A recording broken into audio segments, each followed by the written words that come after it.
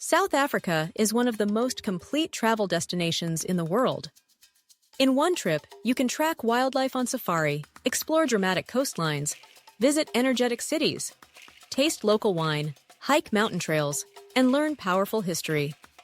But because the country is large and diverse, a good South Africa trip needs smart planning. You do not want to rush from one region to another without understanding distances, seasons, and travel style. In this guide, we build a South Africa trip planner focused on 3 experiences: safari, coast, and cities. For many travelers, safari is the main reason to visit South Africa. The most famous choice is Kruger National Park, one of Africa's great wildlife destinations, and a strong place to look for the Big Five: lion, leopard, elephant, rhino, and buffalo. Kruger works well because it offers different travel styles. You can self-drive, stay in rest camps, book guided drives, or choose private reserves near the park for a more lodge-based experience. For the best wildlife viewing, the dry season from about May to October is usually strongest. Vegetation is thinner, animals gather near water, and conditions are cooler for game drives. If safari is your top priority, build the rest of your trip around this first. Cape Town is usually the best city to combine with safari because it gives you a completely different side of South Africa. The city sits between mountains and ocean, with Table Mountain rising above beaches, neighborhoods, gardens, and the harbor. Plan at least 3 or 4 days here if you can. Visit Table Mountain, walk the V&A waterfront, explore Bokeap, take a Robben Island tour, and spend time along the Atlantic seaboard. Cape Town is not just a city stop. It is also a nature base. You can hike, visit beaches, drive toward Cape Point, see penguins at Boulders Beach, and enjoy sunset from Signal Hill or Camps Bay. The Cape Peninsula is one of the best day trips from Cape Town and should not be rushed. The route combines ocean views, cliffs, small coastal towns, beaches, and wildlife. Start early and drive along Chapman's Peak if conditions allow.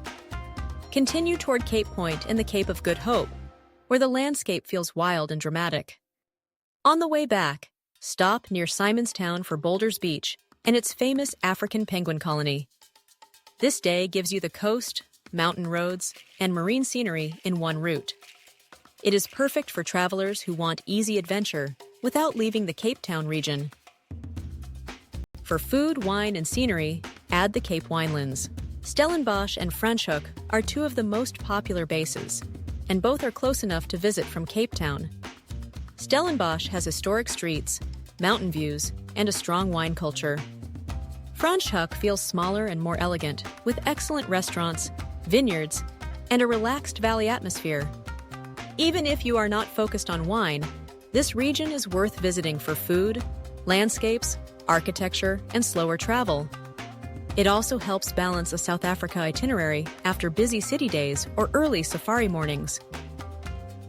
The Garden Route is one of South Africa's classic road trips. It is best for travelers who want coast, forests, lagoons, beaches, viewpoints, and small towns.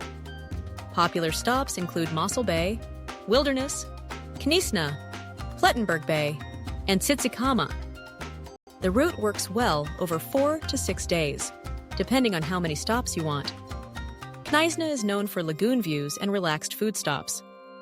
Plettenberg Bay is strong for beaches and marine activities. Tsitsikamma is ideal for forest walks, suspension bridges, kayaking, and coastal scenery. This part of South Africa is great if you want the trip to feel active but not too intense. If you do not want to fly to Kruger, the Eastern Cape can offer a useful safari alternative after the garden route. Addo Elephant National Park is a strong option, especially if you are already driving near Gqeberha. This region makes sense for travelers who want a coast and safari route without too many internal flights. It is also useful for families or first-time visitors who prefer a simpler itinerary. Kruger is usually the bigger safari experience, but Addo and nearby private reserves can be easier to combine with the garden route. Choose based on your timing, budget, and how important safari is to the trip. Johannesburg is often treated as a quick airport stop, but it adds important context to a South Africa trip. If you have time, spend at least one full day here.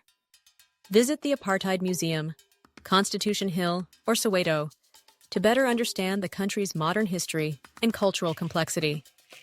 Johannesburg also has creative neighborhoods, restaurants, markets, and a very different energy from Cape Town.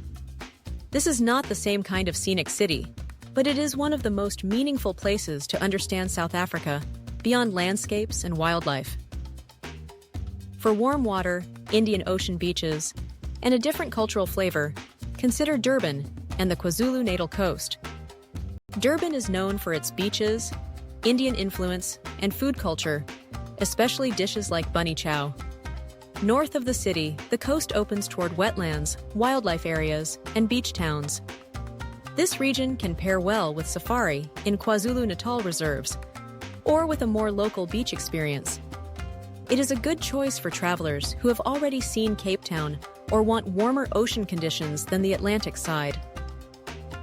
South Africa works best when you plan it as a journey of contrasts. Safari gives you wildlife and early morning adventure. Cape Town gives you mountains, beaches, food, and history. The garden route adds road trip freedom and coastal scenery. Johannesburg adds cultural depth, while Durban offers variety. The perfect South Africa trip is not about rushing across the map.